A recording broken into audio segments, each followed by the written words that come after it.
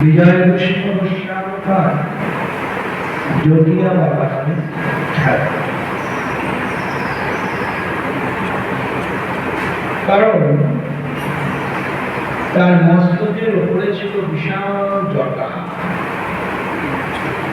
তবে তার বিশাল আধ্যাত্মিক চেতনা ও অলৌকিক ভজন সংখ্যা থেকে দলে দলে মানুষ তার শ্রীচরণ দর্শন বাসনায় আকৃষ্ট হওয়ার কারণে নীলাচলের একদল প্রভাবশালী ব্যক্তি অর্থাৎ তার কাছে তাকে ভালোবাসে, তা আমার কাছে কেউ আসছে, যেটা হরিদাসের রামচন্দ্র কাছে আগে যেত, যে হরিদাস সেখানে বসলেন, তখন রামচন্দ্র খায়ের কাছে কেউ যেত হরিদাস ঠাকুর, সেই থেকে রামচন্দ্র খায়ের ঠিক আর সেই রকমই কিন্তু প্রভাবশালী ব্যক্তি হিংসে হল বিজয় কৃষ্ণ গোস্বামী। তার জীবন দাসের হীন চক্রান্তে জড়াইয়া পড়লেন।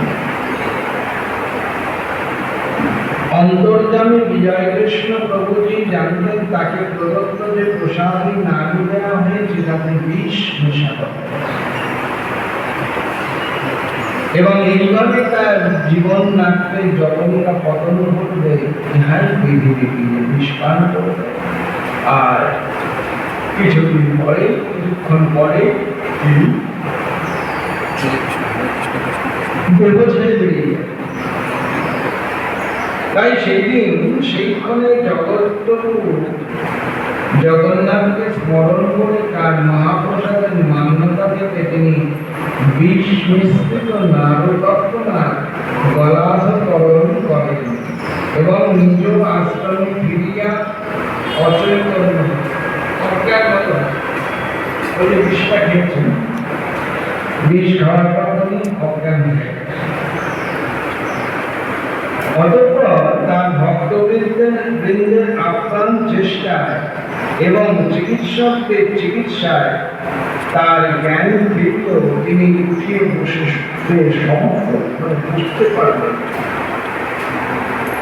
এইভাবে 1 মাস রোগশয্যায় থেকে বিষক্রিয়ায় জর্জরিত হয়ে অবশেষে জগন্নাথের শ্রী পাদপদ্ম স্মরণ করতে করতে তিনি অভিষ্ট লোকান্তরে গমন করেন। অদ্বিতীয় পরমেশ্বর শ্রী শ্রী জগন্নাথ দেবের মহাপ্রসাদের মাহাত্ম্য সম্পর্কে জগন্নাথ দেবেরই কৃপাধন্য উৎকলাধিপতি রাজা পুরুষোত্তমের কথা বিশেষভাবে মনে পড়ে। মহাপ্রসাদ যে কি অচিন্তনীয় সম্মানের বস্তু তাহা তিনি একটি ঘটনার মাধ্যমে সমগ্র জগৎজীবের চোখে যেন আঙুল দিয়ে দেখিয়ে দিয়েছেন। ভক্ত ও ভক্তি জগতে সুবিখ্যাত শ্রী ভক্তমান গ্রন্থে 13 মালায় উল্লেখিত ঘটনাটি বলছেন, একদিন রাজা পুরুষোত্তম পাশা খেলার মগ্ন ছিলেন, আর একটু অবসরে মন্দিরের পান্ডা এসে রাজাকে জগন্নাথের মহাপ্রসাদ প্রদান পূর্বক আশীর্বাদ করে চলে গেলেন। এই সময় রাজা পাশা খেলায় অতিশয় বিভোর থাকায় ভ্রমণে বাম হস্তে সেই মহাপ্রসাদ গ্রহণ করেছিলেন।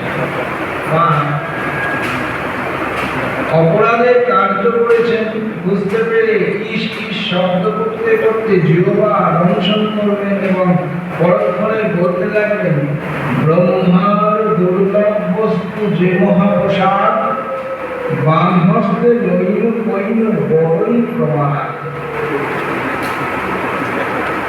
এই অপরাধের জন্য এই 2 হস্ত ছেদন করিতে হয় অবশ্য প্রশস্ত 2 হাত। কথাগুলি বলে উত্তরে অনুতাপ নবে দুগ্ধভূত হতে হতে সেই সময় নিজ হস্ত দ্বারা ছেদন করবেন এই চিন্তা করে রাজা মহাশয় জল্লাদকে দেখে তার হস্ত দোকানে কাটিয়ে ফেলতে আজ্ঞা করলেন। কিন্তু একান্ত অনুগত ভৃত্য কি কখনো প্রভুর হস্ত কাটতে পারে? সে কি পারে? কখনোই না। তাই তারা রাজার কাছে যুক্ত করে নতশিরে সেই কার্য করতে অস্বীকৃত হয়ে বারবার ক্ষমা ভিক্ষা করতে লাগে।